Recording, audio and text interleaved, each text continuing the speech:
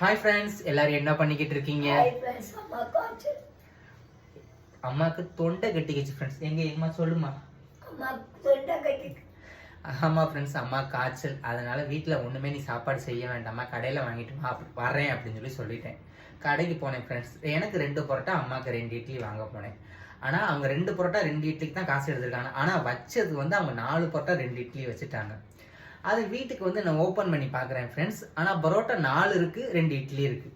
இது ஓப்பன் பண்ணி இதை காமிச்சோன்னே இது என்ன சொல்கிறாங்க தெரியுமா? என் கூட இவ்வளோ நேரம் ஒரே ஃபைட்டு. அந்த 2 பரோட்டாக்குள்ள காசை போய் நீ கடையில் கொடுத்துட்டு வான்னு சொல்கிறாங்க. இந்த காலத்துலேயும் இப்படி இருக்காங்களே, பார்த்தீங்களா? ஏன் இப்படி இருக்க? நான் 2 பரோட்டா 2 இட்லி தான் சொன்னேன்.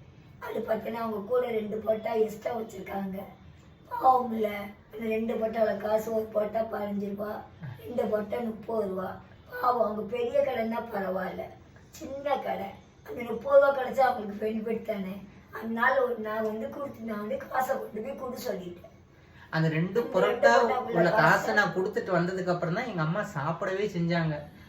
ஆமா, இப்படி இருக்காங்க ஃப்ரெண்ட்ஸ். பாய்.